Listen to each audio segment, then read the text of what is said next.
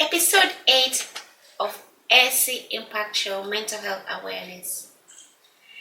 Welcome back to this show. It's your girl Essie, and today we're going to talk about resilience.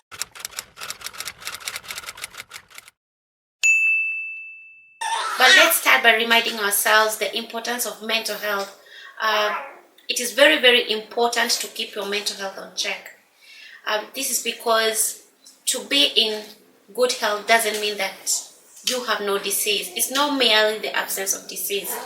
It also means that you must focus on both your physical and psychological well-being.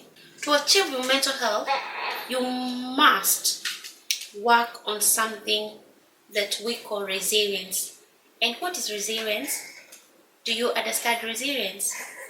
It is the ability to adapt to new events in life or to bounce back after a change of events. We can quote probably 1,000 of matters that can cause you stress. Sometimes the stress is manageable, sometimes it is not manageable. And this is determined by your resilience, your ability to cope. Some changes in life have got very high units. For example, bereavement. If you lose a loved one, that is one of the change events in life that has got very, very high units.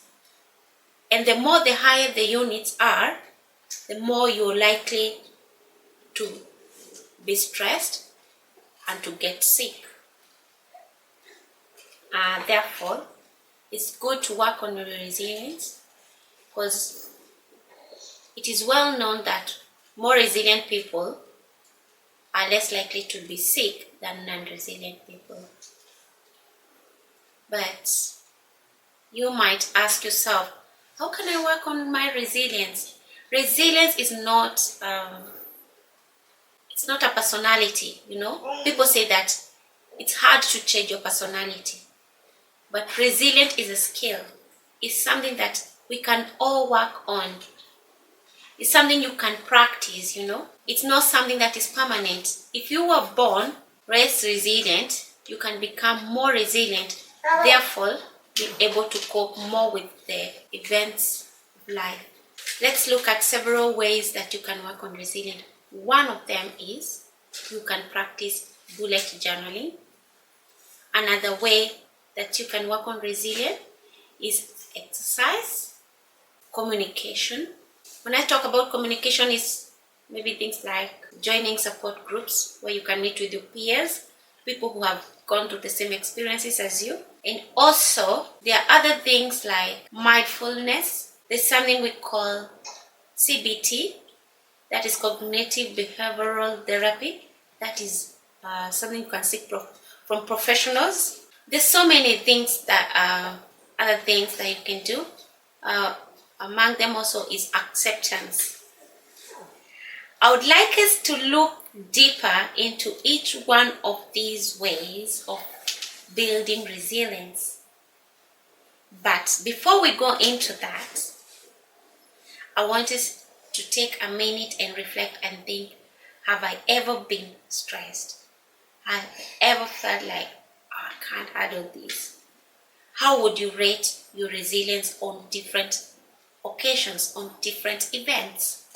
Some people can consider maybe this was stressed after they got a baby. Maybe you had a relative who was sick, or even yourself, you're very sick. You've been diagnosed with a condition. How well do you cope with that? And this is where your resilience comes in.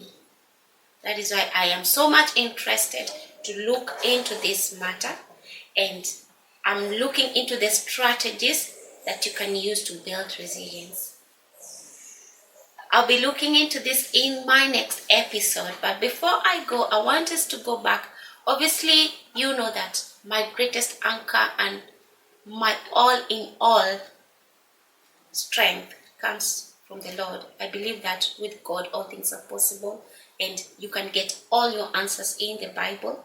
And what does the Bible tells us about resilience? In the book of 2 Corinthians chapter 4 and verse 7, from verse 7 and 8 and 9 says, "But we have this treasure in earthen vessels, that the excellence of the power may be of God and not of us." Yeah?